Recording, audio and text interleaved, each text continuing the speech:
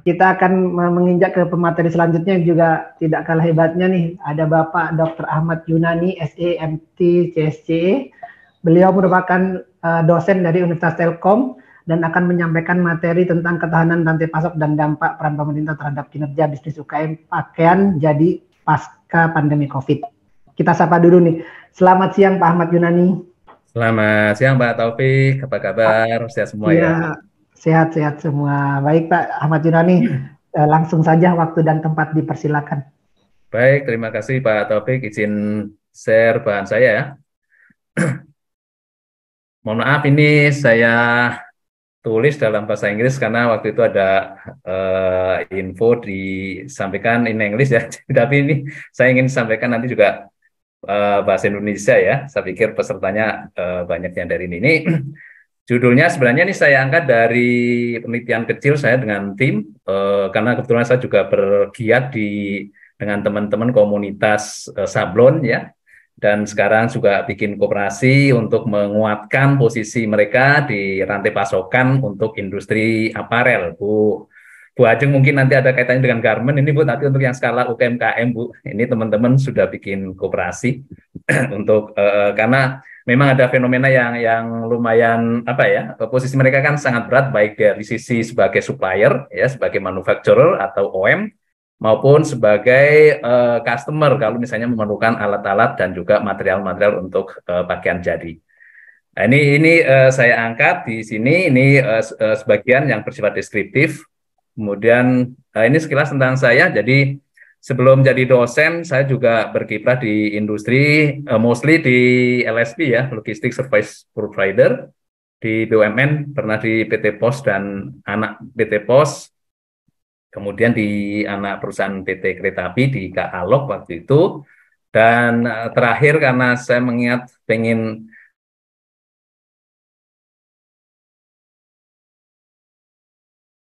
University, dan mata kuliah yang saya ampu itu juga sangat berkaitan dengan masalah supply chain, yaitu supply chain dan operation management, operation research, dan juga enterprise resource planning. Baik, ini yang ingin saya sampaikan, ada 5 subtopik ya, latar belakang, kemudian kaitan dengan fenomena yang terjadi di UMKM pakaian jadi ya. Eh, ada beberapa hal yang perlu kita consider ya kaitannya dengan pakaian jadi. Yang pertama yaitu masalah karakter industri, bahwa sebagaimana kita tahu industri pakaian jadi atau aparel itu mempunyai product life cycle yang sangat pendek.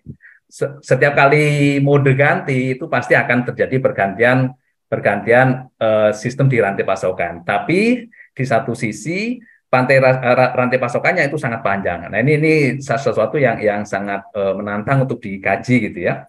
Dan dari sisi volume bisnis, baik secara internasional maupun secara nasional, ini menempati posisi yang sangat sangat signifikan ya. Karena industri pakaian jadi kita tahu ini sekarang didominasi oleh beberapa negara ya, dan itu menguasai pasar dunia.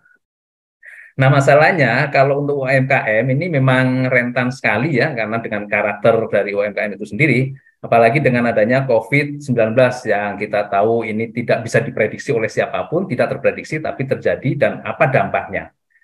Dan pemerintah juga tidak tinggal diam karena berkaitan dengan bagaimana agar UMKM ini juga bisa bertahan, maka pemerintah meluncurkan program pemulihan ekonomi nasional yang nanti akan kita kaji untuk ketahanan UMKM ya.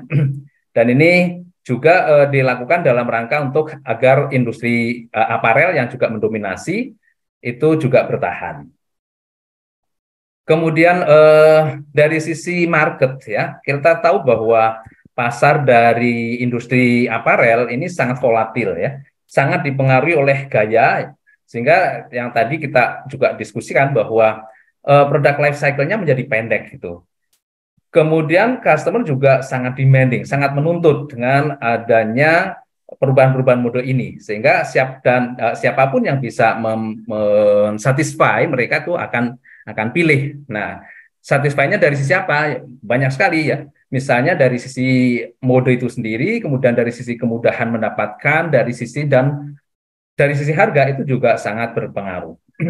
Dan ini ya, kalau dari UMKM ternyata ke fenomena yang menonjol adalah bahwa barrier to entry-nya itu relatif rendah sehingga kompetisinya menjadi sangat tinggi ya. Kita tahu bahwa industri-industri yang sederhana misalnya ya tukang jahit, kemudian tukang sablon itu gampang sekali untuk keluar masuk ke dalam industri. Nah, ini berdampak pada tingginya kompetisi di industri aparel di UMKM ya. Nah, oleh karena itu maka manajemen yang baik itu harus bisa dilakukan sehingga bisa mengurangi lead time untuk penyerahan produk kepada customer, kepada distributor, kemudian di sisi lain juga harus berproduksi secara efisien dan juga bisa meningkatkan service level. Dan ini seiring dengan tingginya struktur dari rantai pasokan bahwa aparel itu sendiri itu didominasi oleh bisnis-bisnis retail dan juga brand owner. Kita tahu bahwa brand-brand yang terkenal itu lebih menguasai market, lebih menguasai industri dibandingkan dengan manufakturernya gitu ya. Dan mereka lebih powerful sehingga ini terjadi ketidakseimbangan posisi di dalam sistem rantai pasok.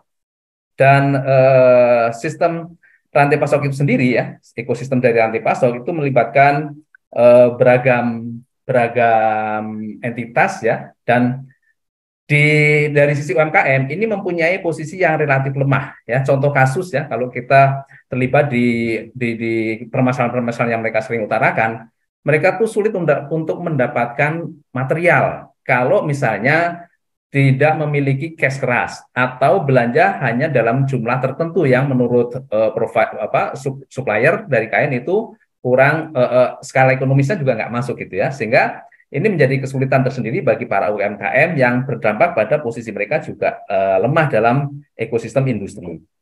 Kemudian problem yang lain adalah pemanfaatan teknologi ya. Pemanfaatan teknologi mostly dari para UMKM ini juga masih lemah ya, sehingga pada saat terjadi perubahan baik oleh market ataupun dari sisi supplier misalnya itu relatif susah untuk melakukan adaptasi gitu ya. Ini karakter dari industri pakaian jadi di UMKM gitu ya. Nah, oleh karena itu di sini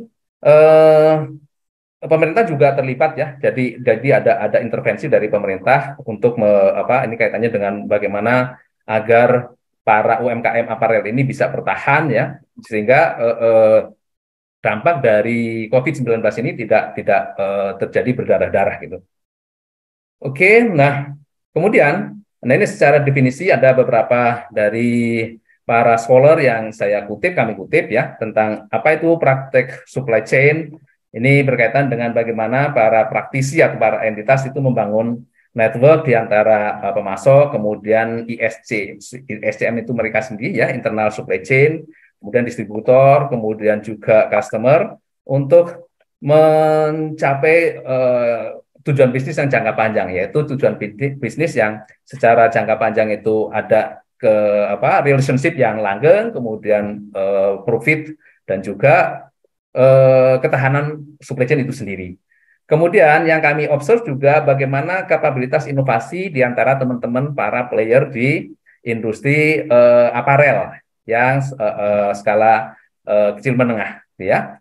Nah, ini kapabilitas inovasi ini merupakan kemampuan dari para player di industri aparel yang UKM untuk menggunakan sumber daya yang beragam gitu ya, dan mengintegrasikan berbagai macam teknologi yang terkini untuk mempertahankan bisnis mereka.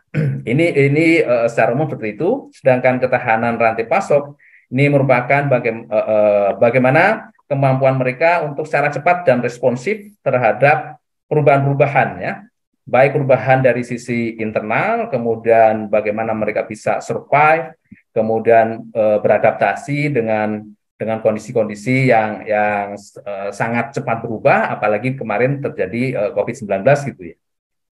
Dan kita coba mengkaitkannya dengan performance bisnis, kinerja bisnis dari mereka.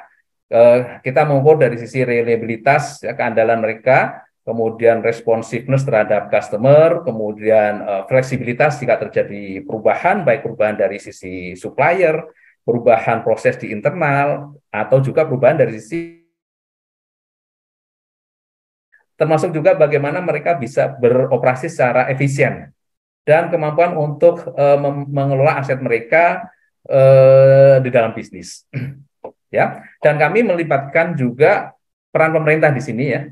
Jadi karena pemerintah itu juga mengeluarkan program pemulihan ekonomi nasional ya, khususnya yang mengcover untuk para UKM ini, kita coba lakukan observasi dan juga FGD apakah PEN ini bagi mereka itu berdampak atau tidak, dan bagaimana berdasarkan persepsi mereka PEN itu bisa membantu pemulihan ekonomi yang diharapkan oleh program itu sendiri.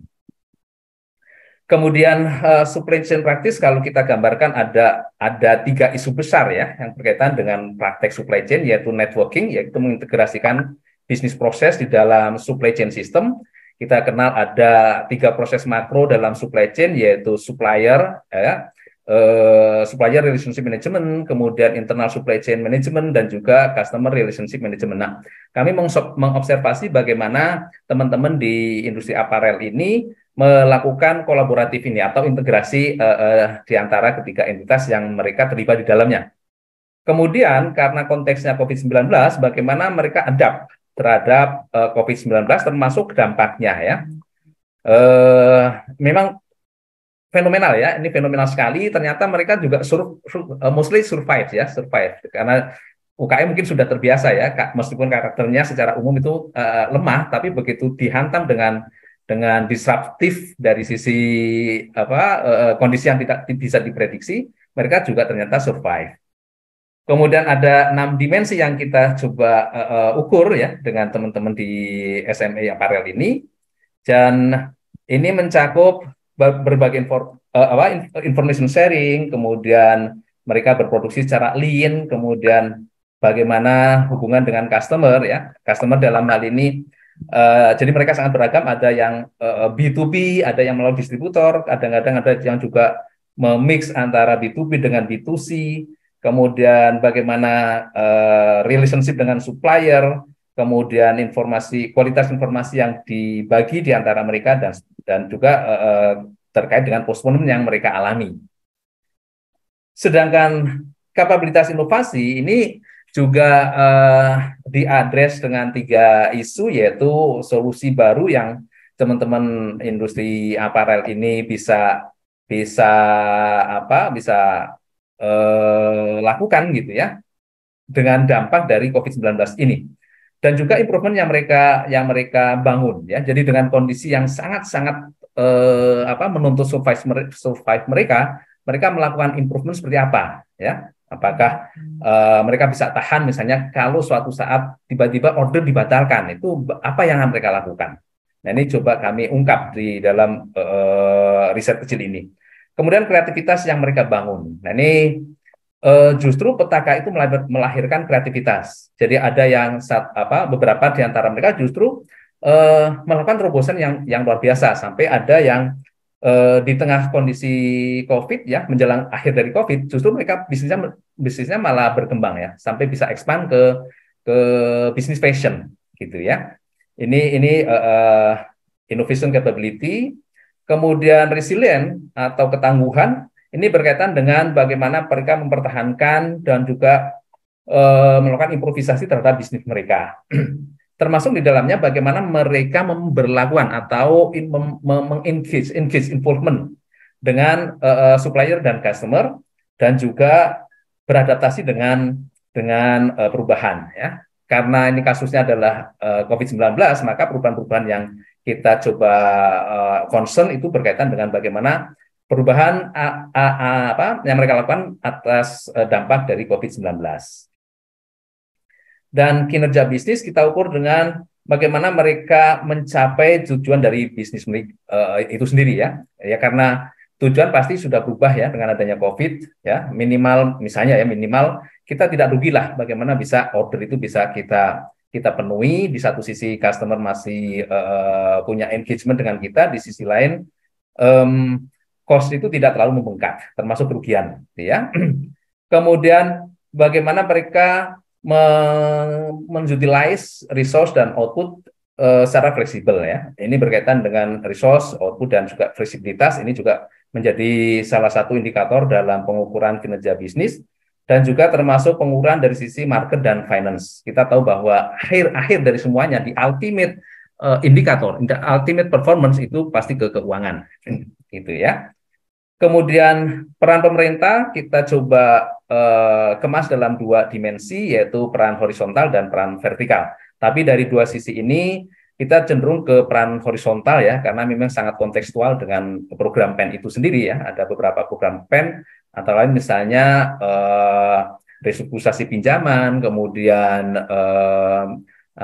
bunga yang lunak dan sebagainya. Kemudian juga ada misalnya stimulus-stimulus yang lain ya. Nah, ini kita coba terapkan. Kemudian ini sekilas tentang proses bisnis yang tadi saya diskusikan di depan, bahwa prosesnya itu memang sangat panjang, tapi product life cycle-nya sangat pendek gitu ya. Ini tantangan bagi para player di industri aparel. Kemudian yang kami lakukan adalah sebenarnya awalnya ini kami karena sebagai dosen, sebagai akademisi dan punya komunitas di industri ini, UKM ini, kami jadi tertarik ini kayaknya bagus ini kalau misalnya dijadikan sebagai satu riset kecil lah ya. Nah, kami menentukan populasinya siapa. Pas kami coba ngobrol-ngobrol, ternyata Indonesia Screen Printing itu komunitas yang saya dan teman itu ikut di dalamnya, ternyata mempunyai anggota yang banyak sekali, bahkan di seluruh Indonesia ya. Udah kami pastikan ini sebagai populasi. Saya pikir ini bisa mewakili untuk kita buat sebagai generalisasi untuk industri aparel UKM gitu ya. Jadi populasi ini adalah sebenarnya populasinya ya para player di industri aparel, UKM di industri. Waktunya 5 menit lagi. Oke, baik. Oke, kemudian collect data, kemudian data analisis kami lakukan secara deskriptif dan juga kausal ya, artinya kita mencoba menghubungkan ya relationship antara satu variabel dengan variabel lain, dan di dalamnya ada variabel peran pemerintah atau kebijakan pemerintah dalam mempengaruhi bagaimana kinerja bisnis dari para player di aparel ini. Nah, ini hasilnya secara deskriptif seperti ini ya, jadi ya masih bagus lah ya.